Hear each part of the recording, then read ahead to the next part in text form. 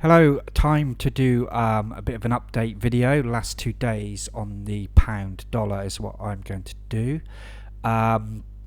So let's just start with our basic strategy. Oh, gone a bit too large there. Okay, highlight. Right, okay, so here's Monday, here's our Asian session. We break out, make a high, but we close up, and then we close down but no breakout, and then really this is your first trade here, the breakout of the low, and really you want to be putting your stop over the high. You could just go over the bar if you like, but I'm just going to run through on the sort of basic rules first, high, low and reverse trades. Okay, so this was our first short. You can see big stop, but like I've said before, don't get put off by a wide stop. It doesn't affect the system's performance. There's no more risk in a wide stop than there is in a small one, well, there's a bigger perceived risk, but obviously the win rate is different. Okay, so then this ran down and then we had a low set up here. Okay, if you're trading from a high and you get a low trade trigger, then this is a point you should consider managing your trade. Okay, so when I say manage, you can reduce your stop, you can move it to break even, or you can take profit. Okay, or you can just leave it as the hedge that it already is. Okay, and that ran through to the end of the day. We did have a reverse trade here right at the end of the day, but that's 9 o'clock. I'm usually done trading really by then. Sometimes if we're completely extended at that point, if it had gone down all day, then I'd take a high-low trade at that time of day, but a reverse trade really there. Going into the flat Asian session, you're basically trading in that range. So that was the end of the Monday, and then you can see on Tuesday, first bar of the day gave us a low setup and it triggered. Let's go with the notion that we just held this high-low hedge through the day. I tend to like to hold them unless it's a decent sized win anyway. So we'll consider we've held that. So now we have 2 longs and 1 short, and of course low again. Here's another option here where you could manage this first high trade. Okay, and then we reversed and we had this hedge here. So now we have the high and the low with a negative hedge. Okay, so you let these play out. Okay, this low gets stopped out, and then we have a short from the low here. Okay, price came up, stopped out your high, and then we had a new high trade just now. Okay, and again now you have 2 shorts and 2 longs, and when you get this high here, this is your opportunity to manage your trades. Okay, so you might say, right, well, I'm going to take this trade off as profit.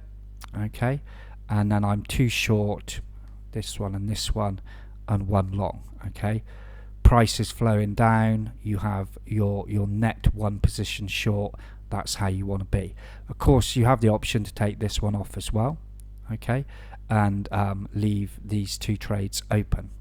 Okay, obviously then you're 2 short with no longs, so if you get a reversal trade, you might want to manage this risk then. Okay, so that's it. As you can see, as price flows through and your position switches from long to short to hedged, these are the points where you have to make your take profit decisions. And you can see from the group, everyone's got their own personal preference on this, how they want to play it. Some people like to be very aggressive with trailing their stops. In other words, very aggressive with managing their risk. The downside to that is you'll see fewer big wins. The upside to it is you're going to have less losers and a higher win rate, so that might be more preferable to you. That's pretty it. It's pretty straightforward, standard sort of stuff. Obviously it's a shame that you got such a late entry here. If you'd had a nice entry here, for instance, when this long set up, then I probably would have just taken the profit on the short. Okay, nice big win, profit on the table, nothing wrong with taking it off. Okay, but again, this is what we can't predict. We have to make those decisions when we've seen what the market can do. There's so many people trade with the notion that the best decision is made before the market moves, and it's just not logical to me. It's much more rational to say, okay, the market's done what it wants to do today. I played no part in predicting what I was going to do. It's given me a big profit. I'll manage the profit. Then you can base your decisions on some actual facts, rather than some notion that your analysis is going to control what the market can do. Why everyone wants to trade that way, I don't know, but it seems the most popular way for people to trade, and I suppose if everyone's doing it, it's much easier to believe in. So that is the last 2 days with the traditional one. I just want to take you to my single coloured bar chart and just run through the same 2 days, and just as a comparison, if you like. Let's move that back over. Right.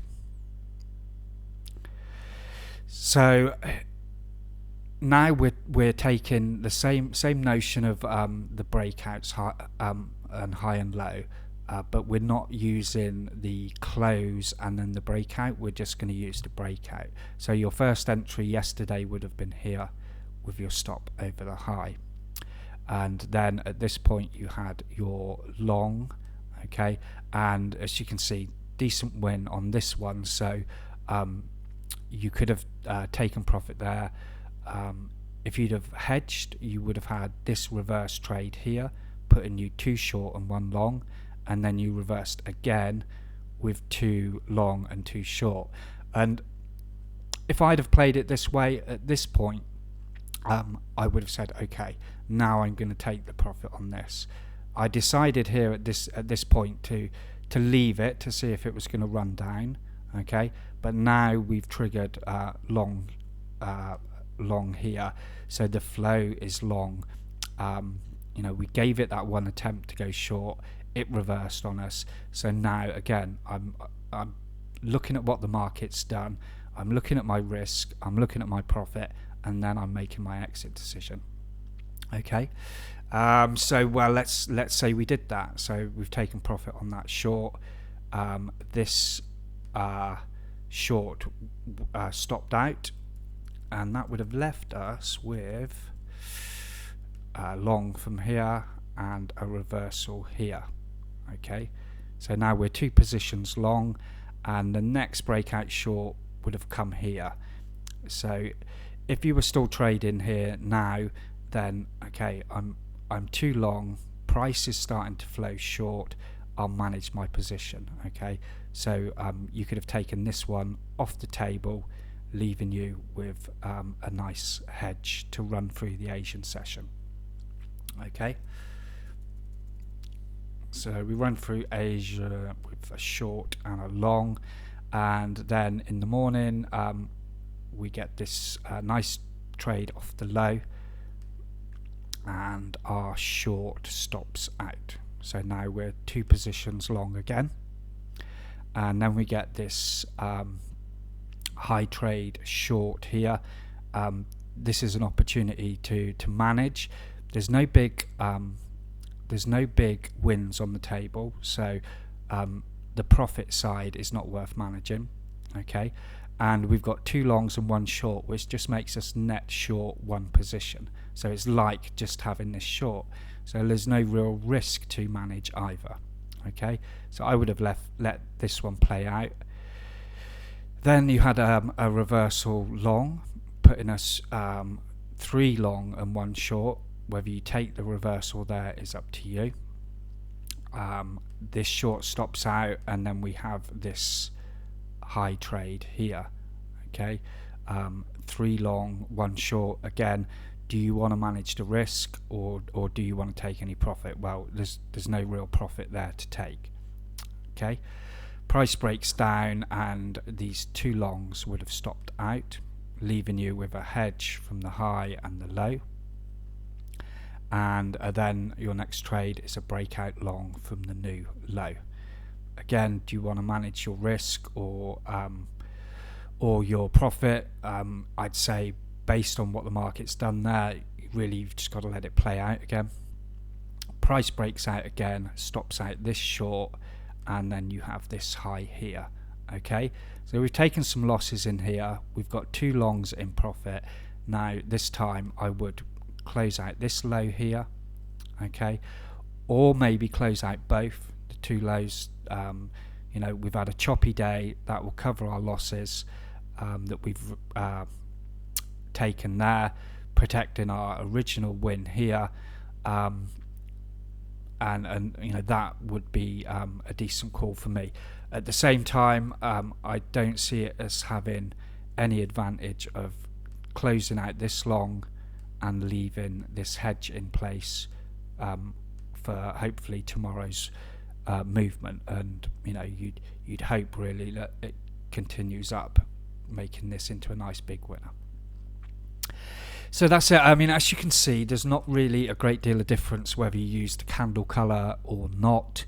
The difference is the frequency of trades. Okay, if you don't need the bar to close in your direction and a breakout, and you just need the breakout, then obviously you're going to have more frequent trades. Which one's better? Again, there's no answer to that because you don't know what the market's going to do. It really is a case of you deciding how you want to trade. Picking the one you like and being steadfast with that, and trading well, basically.